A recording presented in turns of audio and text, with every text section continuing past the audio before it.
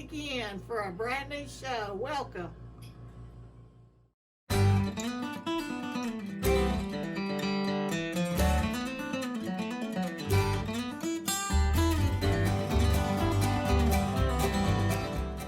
I'm Cindy.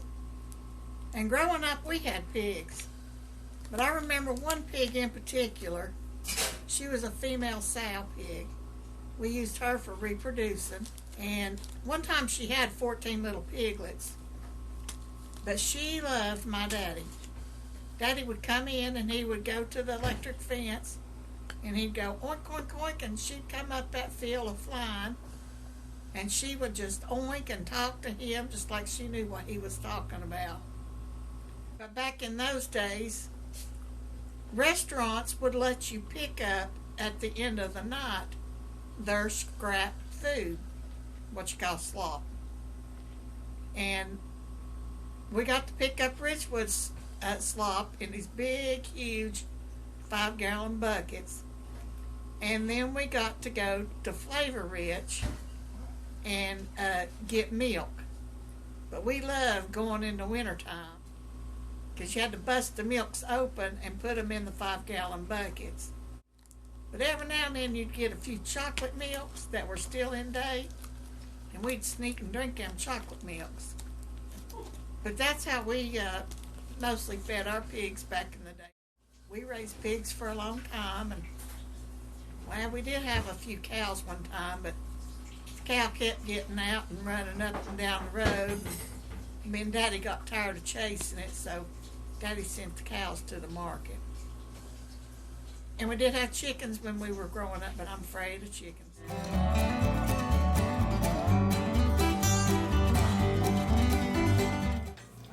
Okay, every hog has leaf lard, and that's the fat part in the hog, and that's how I make my lard. I render it out. We let it get really cold, and then we run it through our grinder, and then I go to cook it, and it cooks a lot faster than having to just do it in chunks. So we run it through, but you can't run it through the grinder if it's not really cold. So we usually set it out a couple days, and after we get all the sausage done and I get all the hog meat put up, then I do the render and the lard last.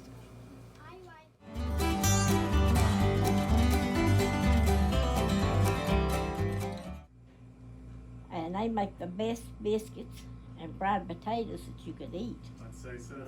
So anything you use Crisco, you can use it pure lard with it. Because that's all we had back growing up. We didn't go to the store and buy lard. No, Mom and Daddy made it. No, Mom couldn't drive, so she didn't go nowhere.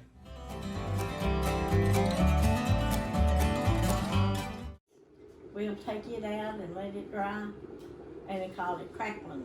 And we put it into cornbread. When we make cornbread in the wintertime, you got your cracklins in your cornbread.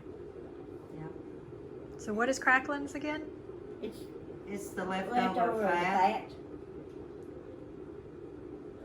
And you put it in the bottom of your pan.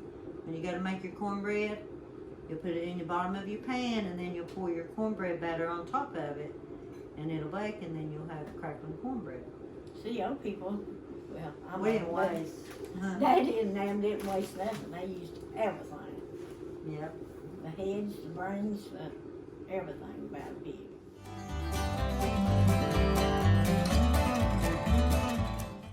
Okay guys, today we are going to can lard, and here's my fat, and this is called leaf lard. So I'm going to put it in this pot, and I'll put it outside and cook it all day till it renders down. Once it renders down, I'm going to strain it, and that gets all the cracklins out. You remember us talking about crackling cornbread? Well, that's where we get our cracklins. So I am going to fill this up and then take it and put it on the heater. It takes all day to can lard. So I'm going to let it go ahead and start cooking, and then once it gets ready for me to strain, I'll get back with you. Okay guys, my lard has rendered, so what I'm fixing to do is transfer it over into another pot. And I'm using this big pot so I don't get scalded. and strain it. And all this stuff you see falling out in the strainer, that's called cracklins. And what I'll do, I'll put these cracklins back in another pot and let them cook a little bit longer. And we'll use these cracklins when we do cornbread. And once I get this lard all strained, that's when I put it back on, let it boil for another hour, and I will put about 3 big tablespoons of baking soda in it and let it cook for about 30 more minutes, and then we'll be ready to put in the jars.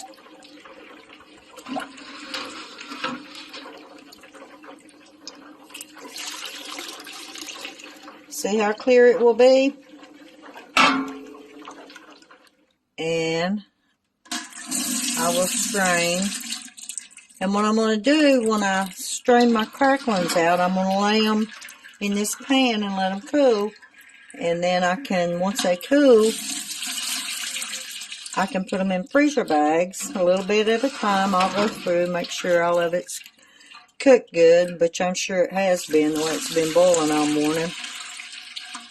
And then if I want to do crackling cornbread, I can just get me out a pack, and when I make my cornbread, I put my cracklins down first, and then just pour my cornbread batter over top of it.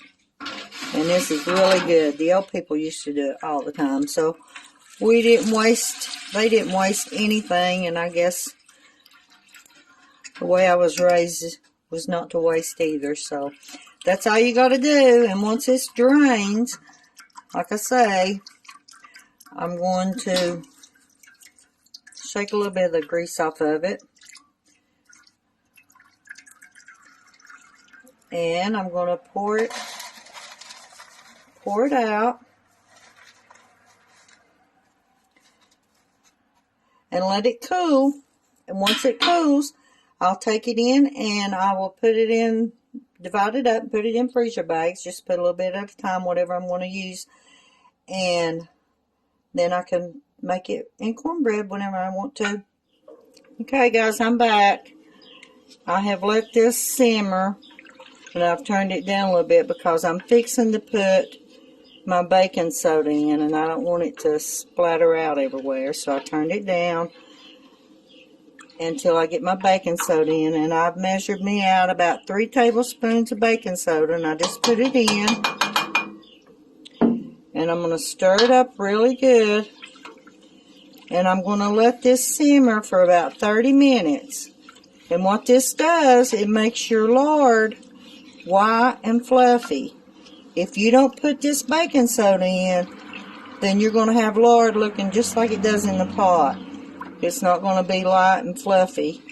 It'll turn a little brighter white, but it won't be snow white and stay that way. It'll turn like this color right here the longer it's in the jar. So you always want to make sure you put your baking soda in. And I'm going to let this boil for about 30 minutes. And then I'm going to put it in my jar. But this is the pure hog lard. Nothing added to it but 3 tablespoons of baking soda. Okay, I've got my jars ready. So I am going to start putting my lard in my jars. And I'm going to use a pot because I have done this before and had a jar explode on me and get burnt. So I don't suggest that you let your kids do this. I think you need to be experienced a little bit. And grown-ups do this because this stuff will scald you.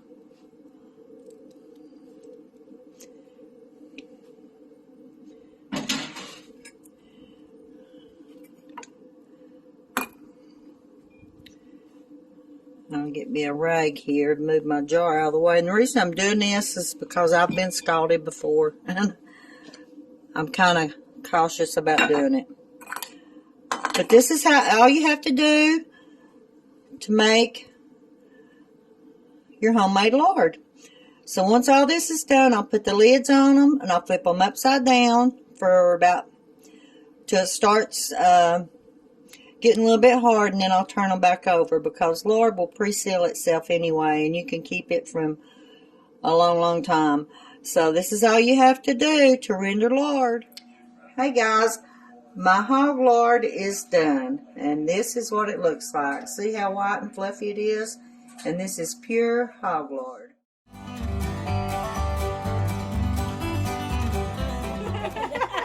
It lasts forever. I mean, you don't even have to seal it. It seals itself. So I'm using a jar right now that's 2 years old. I used this morning when I fixed that breakfast. I've got some out in the dairy I've had 4 or 5 years, because it's been a while since I made any.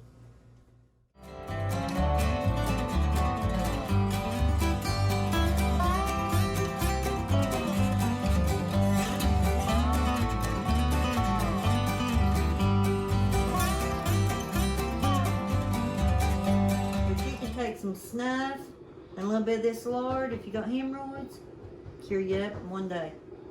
I went out to a little old woman's house, which she's dead and gone now, but I'm glad I went.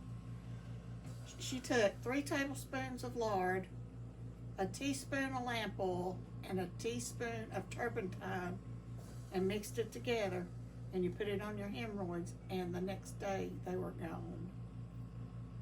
It works. I've used it several times. If you're wondering what I'm doing, I'm making some medicine for my feet. I have the most awfulest heels ever was. I've been to doctors. I've had prescription medicine. I've bought everything on the market, and nothing seems to work, except I can take homemade lard and lamp oil, and I mix it together a little bit, and that's what I put on my heels. My heels crack so bad, and it's not because I don't take care of them. I doctor them every day, but I guess 38 years standing on concrete and walking on concrete, plus doing other things, my heels they're just horrible. And this is the only thing that seems to work. I got up yesterday morning, couldn't hardly walk, because they were cracking and bleeding so bad. So I mixed this up, and within 30 minutes they quit hurting and started clearing up. So this morning I'm mixing up some more, and I'm going to put this on my heels to see if I can get them better where I can walk. I usually like to use turpentine, but I'm out, so we are going to go today and hunt some turpentine. It also works. Now, I don't suggest that you don't go to the doctor and get your feet checked by a professional. This is just what I use, and it works for me. But I suggest you go to the doctor if you've got problems with your feet, because you may be diabetic or whatever, and let them check it and maybe write you a prescription or something if you got bad feet. But this works for me. Okay, I have my lard and my lamp oil mixed up good, made like a paste. If you want to see what it looks like. Does it smell good? No. But at this point, I really don't care what it smells like, as long as it helps. This is an old thing the old people used to do. I know my dad, when he used to cut hogs, or if any of the animals got cut, or even if we got cut growing up, we never did wear shoes in the summer. This is what he would do, and it wouldn't be a day, and we would be better. So this is what I use, is lard, lamp oil, and turpentine if I have. Here's my feet, and they look a ton better than they did yesterday. You can see right through here, all this was bleeding. It's all split. And every time I take a step, it would just bust it out even more. And I used this yesterday, so I'm putting it back on today to see if I can get my heels cleared up. That's the only thing I know to do for it. I've used prescription medicine. I've been to feet doctors. I've used the best lotions on the market.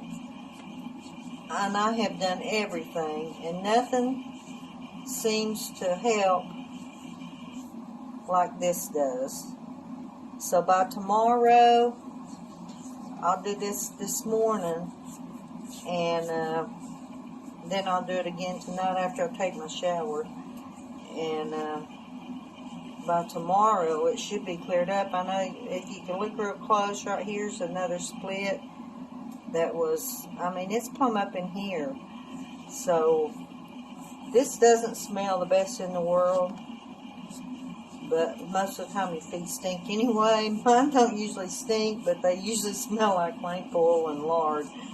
But if it works, I don't care what it smells like. So on my fingers, where I quilt so much, if you can see real good, my fingers are like totally sore where I've been quilting this week. But today, they're not near as bad, and I have arthritis really bad in my hands. I'm getting like Mom. And it seems to be helping it too, so I'm just going to go around here stinking like lard and lamp oil until I can get better. But this is an old remedy that the old people used. They didn't have doctors to go to every time something happened to them, and they had to just do whatever they could do.